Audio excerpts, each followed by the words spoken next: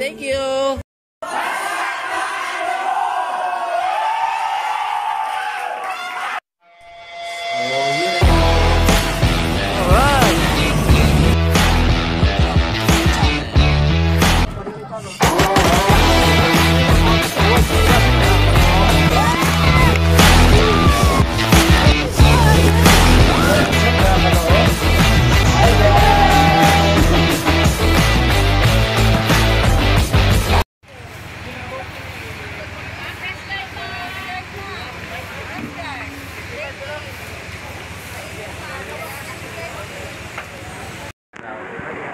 Sabay.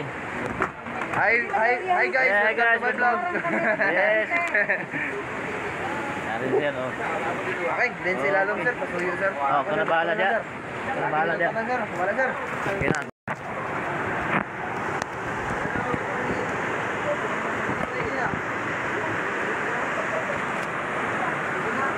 Jadi ada. Okay, very good. Okay, sila ligong. Asa yung magpapicture? Cameraman na to, si Kemar. Asan si Kemar? Ano si Hani, hindi pa tapos oh. Na, ready na ba lahat? Di pa, hindi pa. Si Hani. Han. Ayan, mag-briefing sa si Sir daw. Para unsaon daw. Okay, di-discuss lang natin yung mga dapat gawin sa bawal gawin, especially in the Rapids area. Yes. So, good morning everyone. Morning. Ako pala si Jazz. Isa sa mga guide nila, pero ngayon hindi ako nag-guide. Laboy-laboy ako ngayon. Okay. So, Kuya Cookie pala sa isa sa inyong mga guide. And then Cyrus yung nasa likod. Hi, Kuya. Ninyo, parang kambing. Ano, wala na pala. Okay. So, by the way, welcome to Cagayan de Oro River. Yung nasa harap natin. Yeah, ayan oh. So, nandito tayo ngayon sa Sitio Aura, Barangay Mambuaya, part of Cagayan de Oro, itong tinatayuan natin. Then in front of us, kung nakapapansin nyo may mga puno, that was province of Bukidnon. Oh, Bukidnon na din na. Municipality. Right? Pwede naman dito di mamasahe. Manto na ito Bukidnon, no? Two provinces, the Cagayan de Oro and Bukidnon province. Okay, so tatandaan natin yan dahil mamaya gagamitin niyo yan. Opo, ng biro. Okay? So facing downstream, your left side is always Cagayan de Oro, right side is always Bukidnon. Okay? So punta tayo for the basic paddling. So lahat tayo may sagwan. Yeah. And hold your paddle po. Okay, so proper handling of the paddle is hold always your T-grip. By the way po, our paddle have 3 components. Yung kulay purple sa inyo, tinatawag namin yung T-grip. Yan.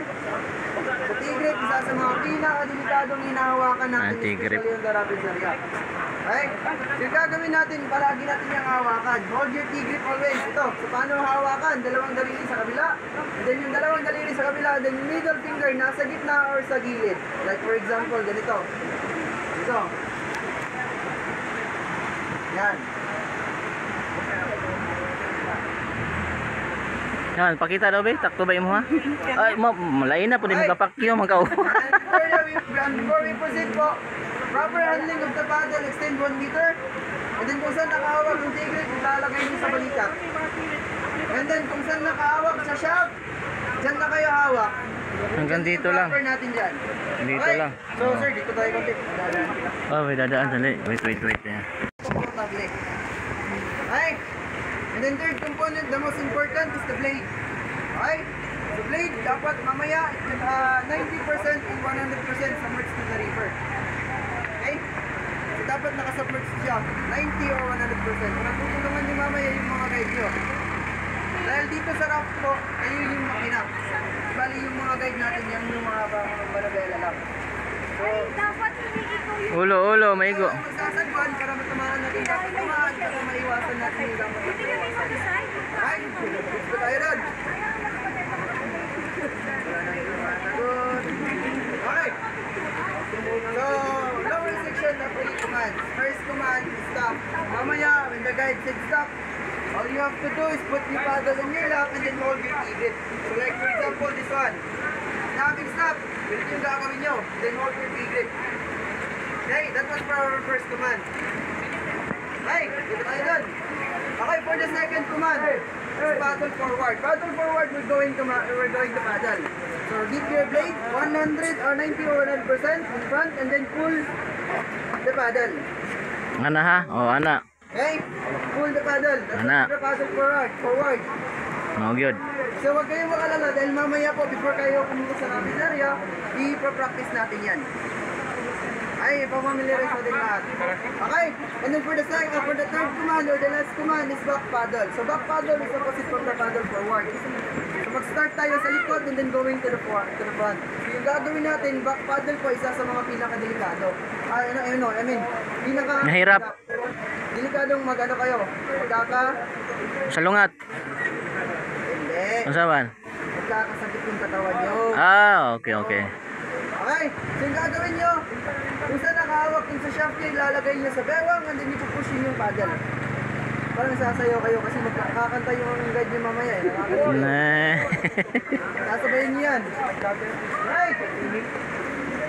So that was for our three commands. So any question? Wala na. Takot na. So okay, mag-alala. Worst case lang yun lang yung mga sinasabi natin. Okay. So mamaya kahit na nakapagilid, nakatalikod, anong posisyon ng harap natin, pag sinabing forward lang tayo. Okay, kahit sa tingin nyo po maging delikado na, pag sinabi ng guide forward lang talaga tayo. Nice, ano tayo nun? Opo, then back. So mamaya dalawa. Pangatlo sana ako, kaso yun kayo, hindi ako sasama sa inyo bro, dalawa lang kayo. Para kayo sa buhay nyo. Ay, pati ko na to.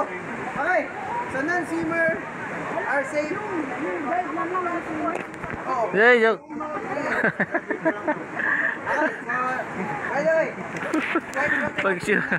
parang kabahan.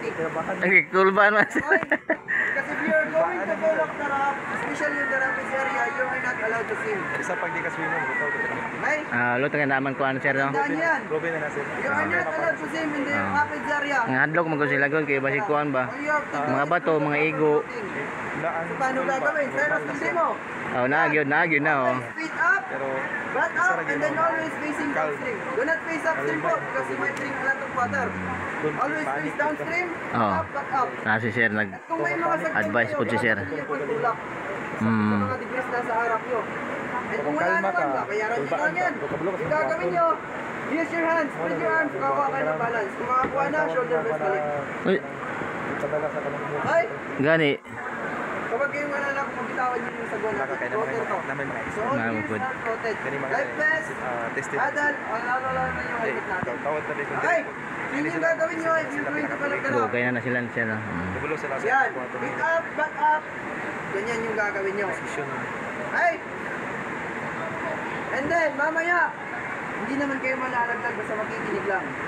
Ay, kikinig lang tayo sa mga guide. Anong command nila, hindi kayo malalaglag yan. 101%. So, depende na sa guide nyo mamaya. Okay. So, mamaya, pag may nalaglag sa inyo, pwede natin tulungan. Water rafting is a team sport. Tawanan muna natin bago natin tulungan. Ay, balik. Okay. Tulungan pala natin agad. So paano, pag malapit lang, i-offer natin yung T-grip natin. Babalik na rin natin yung sagwan, offer yung T-grip, hilahin natin palapit sa ramp. Gunit din to. Then hilahin natin pabalik. Okay, yan yung gagawin natin. And then, pag nakalapit na sa ramp, dito na, yung taong nasa baba po, hold the grab line. Ito yung hawakan natin. Sa lahat ng ramp natin, may mga grab line yan. Wala lang. Hawakan natin yung grab line natin.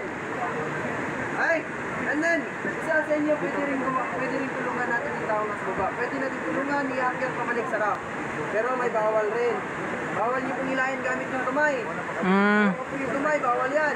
Tsaka lalo na rin yung sa Leg. yung helmet. Di ba kaya sa helmet hawakan? Yung gagawin niyo lang is always shoulder press. Okay? Kasi pag sa kamay kayo hawak, malakas yung karit natin kasi hindi iikot yung tao. Delikado. Yung gagawin niyo, shoulder press. Ay, tayo dyan. Okay pa tayo dyan. Okay. What if naman po, pag nasa mga 5 meters na, hindi naabot ng T-grip natin yung sagwan natin. Kasi yung sagwan natin, nasa ano lang po eh.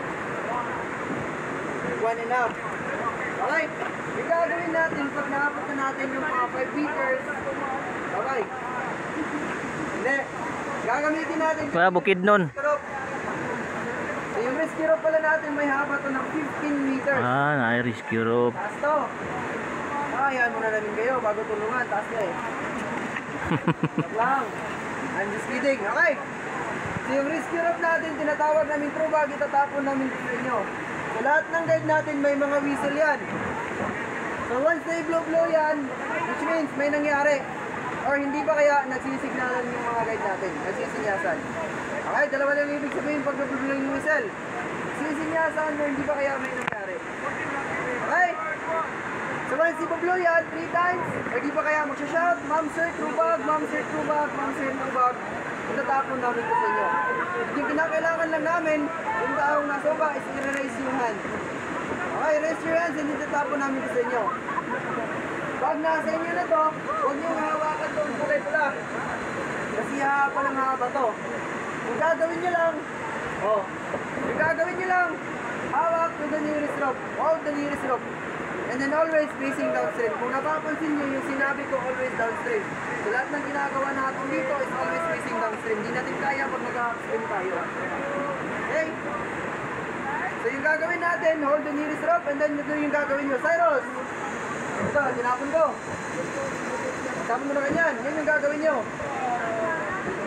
Ayan. Ganyan yung gagawin nyo. Huwag yung nakaganyan ha. Huwag yung nakaganyan. Ay, delikado yan. Yung gagawin nyo. Tuok. Dapat yung paghawak nakaganyan din. Huwag yung itatali dito. Kasi magkakaroon kayo yan. Kahit nasa tubig tayo, masusugatan kayo yan. Yun yung gagawin nyo. And then huwag naman po kayo yung hihila. Hayaan nyo yung nasa likod yung hihila. Okay? Okay ba tayo ron? And then what if nasa mga 16 meters na, 17 meters yung haba? Ito yung gagawin natin. Bye-bye. Okay, di ba sinabi ko kanina, you're not allowed to swim in the rapids area. So dito, magko-command yung guide natin na swim eh. Maglalangoy kayo. Pero, I guarantee you all, lalangoy kayo on the still water. Not on the rapids area. Sila, just like sinabi ko kanina, rapids area ay isa sa mga pinakadelikado. Yung gagawin natin, lalangoy kayo dun sa still Padaplin. water. Daplin. Team, huwag po yung gagawin na lalangoy pag walang command. Pag walang command, do the proper floating lang. Pag walang command, si Kuya Cookie tsaka si Cyrus, huwag kayong lalangoy. Okay? Okay ba tayo doon? Alright, magkakatakot na. So huwag kayong magalala dahil lahat ng